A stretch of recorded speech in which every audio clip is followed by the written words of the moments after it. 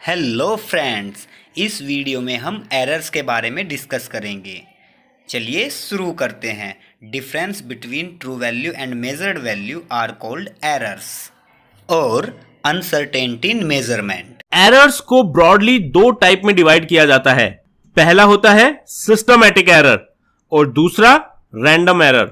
Systematic errors के कई cause हो सकते हैं जो हमें पता होते हैं और हम इन्हें मिनिमाइज कर सकते हैं, जैसे मेजरिंग इंस्ट्रूमेंट में कोई प्रॉब्लम है या फिर हमने कैलकुलेशन में फॉर्मूला सही यूज नहीं किया। इन एरर्स को हम पता लगाकर दूर कर सकते हैं। वहीं अगर बात करें रैंडम एरर्स की, ये वो एरर्स हैं जिनके कॉजेज हमें पता नहीं होते हैं और इसलिए इन एरर्स को हम रिमूव नहीं कर सकते। फॉर एग्जाम्पल, कई सेंसिटिव रीडिंग्स में इवन इस बात का फर्क पड़ जाता है कि जिस लैब में हम रीडिंग ले रहे हैं उस लैब के अंदर या बाहर कोई मूवमेंट्स तो नहीं हो रहे हैं या फिर कहीं से कोई नॉइस तो नहीं आ रही है। इस टाइप के एक्सटर्नल फैक्टर्स हमारे कंट्रोल में नहीं होते हैं और हम इन्हें दूर नहीं कर सकते हैं। लेकिन एक तरीका है बच्चों जिससे हम इन एरर्स को थोड़ा कम कर सकते हैं। इस तरीके में हम सेम मेजरमेंट अलग अलग टाइम पर लेते हैं एंड देन फाइनल वैल्यू को इन सभी वैल्यूज का एवरेज निकालकर कैलकुलेट करते हैं। जैसे मान लो हमने किसी क्वांटिटी A की 4 रीडिंग्स ली अलग अलग टाइम पे। पहली रीडिंग A1 है 2.62, दूसरी रीडिंग A2 है 2.64, तीसरी रीडिंग है 2.67 एंड चौथी रीडिंग है 2.64। तो इन रीडिंग्स की हम एवरेज या मीन वैल्यू कैलकुलेट करेंगे। ये हम कैलकुलेट करेंगे, इन सभी वैल्यूज को हम ऐड कर देंगे और जो टोटल रीडिंग्स हमने ली हैं उस नंबर से हम इस सम को डिवाइड कर देंगे तो हमें एवरेज नंबर मिल जाएगा। और बच्चों इस तरह A की एवरेज या मीन वैल्यू आएगी 2.645, जिसे हमें सिग्निफिकेंट फिगर्स के कॉन्सेप्ट को यूज करके लिखना होगा 2.64। अगर आपको सिग्निफिकेंट समझने में कोई भी डाउट है तो आप मेरे प्रीवियस वीडियो को जरूर देखें, आपके सारे डाउट उस वीडियो से क्लियर हो जाएंगे। अच्छा बच्चों, ये जो मीन वैल्यू आई है इसे हम उस क्वांटिटी की ट्रू वैल्यू भी बोलते हैं। नेक्स्ट हमारा टास्क होता है रैंडम एरर कितनी है ये पता लगाना। रैंडम एरर कई तरीकों से डिफाइन की जा सकती है। सबसे पहली डेफिनेशन है absolute error. Absolute error is the difference of true value and measured values. Easy way में समझते हैं। ट्रू वैल्यू क्या है? Mean value AM। पहली रीडिंग का एब्सोल्यूट एरर क्या होगा? इसे लिखेंगे delta A1 equals to AM minus A1। Difference between the mean value, जिसे हम ट्रू वैल्यू भी कहते हैं, and the first reading. Mean value हमारी है 2.64 माइनस फर्स्ट रीडिंग है 2.62, तो यहां से हमें एब्सोल्यूट एरर मिलेगी प्लस 0.02। इसी तरह सेकेंड एब्सोल्यूट एरर होगी डेल्टा A2, इसकी वैल्यू आएगी 0.00। Third absolute error delta A3 होगी 2.64 minus 2.67 equals to minus 0.03 and last absolute error होगी माइनस 0.01। यहां से हमें पता लगता है बच्चों कि एब्सोल्यूट एरर पॉजिटिव भी हो सकती है और नेगेटिव भी आ सकती है। एरर को और एक टाइप से डिफाइन करते हैं जिसे कहते हैं मीन एब्सोल्यूट एरर। जब हम इन सभी एब्सोल्यूट एरर की पॉजिटिव वैल्यूज का एवरेज या मीन कैलकुलेट करते हैं तो उसे मीन एब्सोल्यूट एरर कहते हैं। हमारे एग्जाम्पल में मीन एब्सोल्यूट एरर होगी delta AM equals to 0.02 plus 0.00 plus 0.03 plus 0.01 divided by 4। यहां से मीन एब्सोल्यूट एरर की वैल्यू आएगी 0.015, जिसे हम लिखेंगे 0.02। अब देखो बच्चों, एरर तो हमने कैलकुलेट कर ली है। अब हमें समझना है कि किसी भी फिजिकल क्वांटिटी को हम एक्सपेरिमेंट्स में रिपोर्ट कैसे करते हैं अलोंग विद द एरर। तो किसी भी फिजिकल क्वांटिटी को हम रिपोर्ट करते हैं true value plus minus error की टर्म्स में, या फिर इस केस में mean value plus minus mean absolute error की फॉर्म में। सो ए इक्वल्स टू 2.64 जो हमारी मीन वैल्यू है, प्लस माइनस 0.02 जो हमारी मीन एब्सोल्यूट एरर है। अच्छा बच्चों, आपके दिमाग में यह सवाल जरूर आएगा कि प्लस माइनस का क्या मतलब है। इससे हमें पता चलता है कि value a will lie between 2.64 minus 0.02 and 2.64 plus 0.02, यानी कि a की वैल्यू 2.62 एंड 2.66 के बीच कहीं पे भी हो सकती है। थर्ड टाइप ऑफ एरर होती है बच्चों रिलेटिव एरर या फ्रैक्शनल एरर। रिलेटिव एरर होती है ratio of mean absolute error and mean value of the quantity. इस केस में रिलेटिव एरर होगी प्लस माइनस 0.02 जो हमारी मीन एब्सोल्यूट एरर है, डिवाइडेड बाय 2.64 जो हमारी मीन वैल्यू है। इसे कैलकुलेट करके हमें वैल्यू मिलेगी 0.0075, जिसे हम राउंड ऑफ करके लिखेंगे प्लस माइनस 0.01। अगर बच्चों इसी वैल्यू को हम परसेंटेज की टर्म में लिखते हैं तो इसे परसेंटेज एरर कहते हैं। परसेंटेज की टर्म्स में लिखने के लिए हमें फ्रैक्शनल एरर को 100 से मल्टीप्लाई करना होगा। तो बच्चों इस केस में परसेंटेज एरर आएगी plus minus 0.01 multiply by 100% equals to plus minus 1%।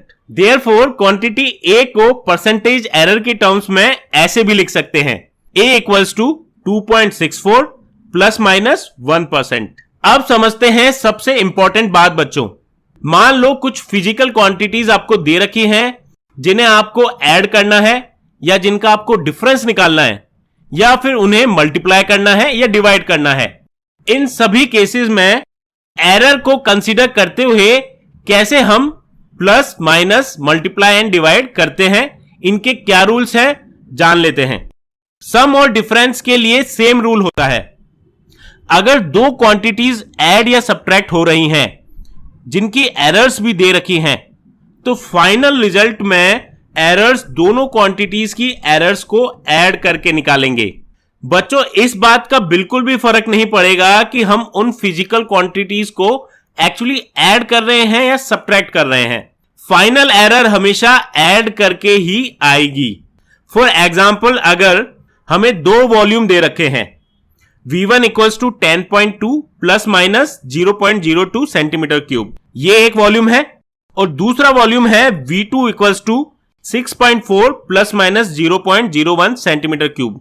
मान लो हमें इन दोनों वॉल्यूम्स का डिफरेंस निकालना है तो ऐसे निकालेंगे V1 minus V2 equals to, सबसे पहले जो मीन वैल्यूज हैं दोनों वॉल्यूम की उन्हें हम नॉर्मली सब्ट्रैक्ट कर देंगे।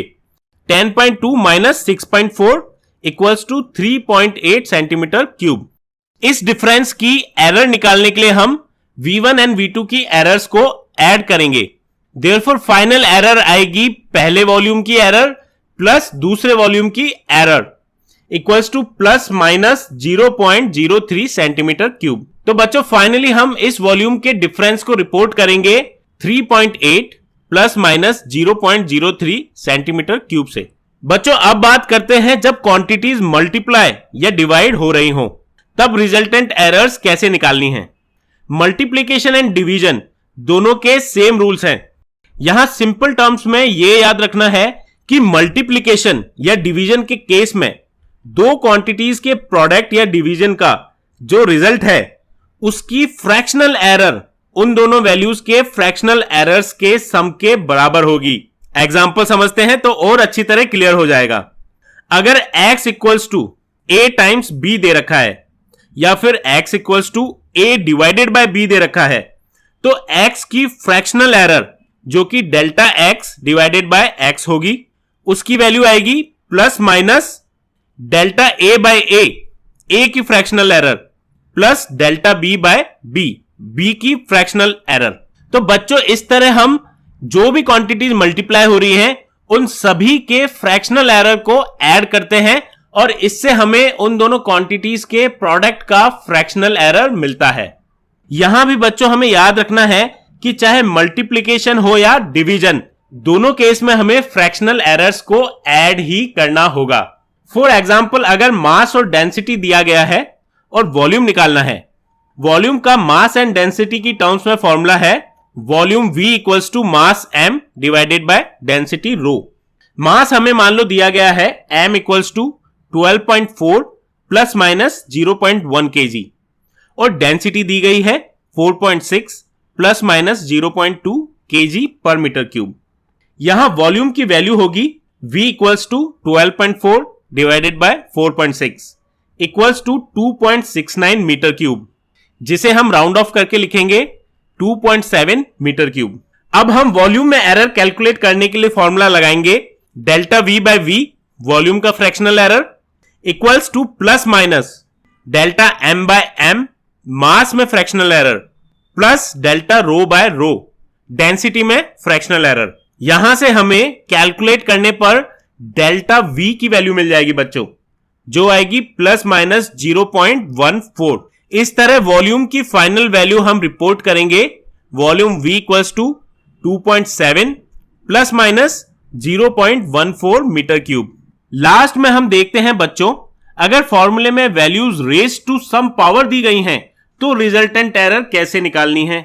Let's say quantity x equals to a to the power n divided by b to the power m दिया गया है।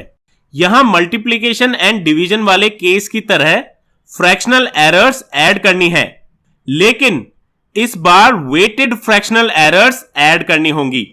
वेटेड का क्या मतलब होगा? जिस क्वांटिटी की जो पावर है उस पावर से उसकी फ्रैक्शनल एरर को मल्टीप्लाई करके ऐड करना होगा।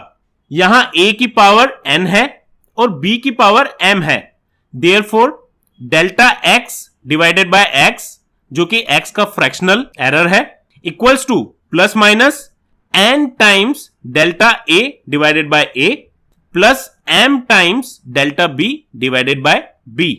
यहां हमने फ्रैक्शनल एरर्स को रेस्पेक्टेड पावर से मल्टीप्लाई करके ऐड किया है बच्चों।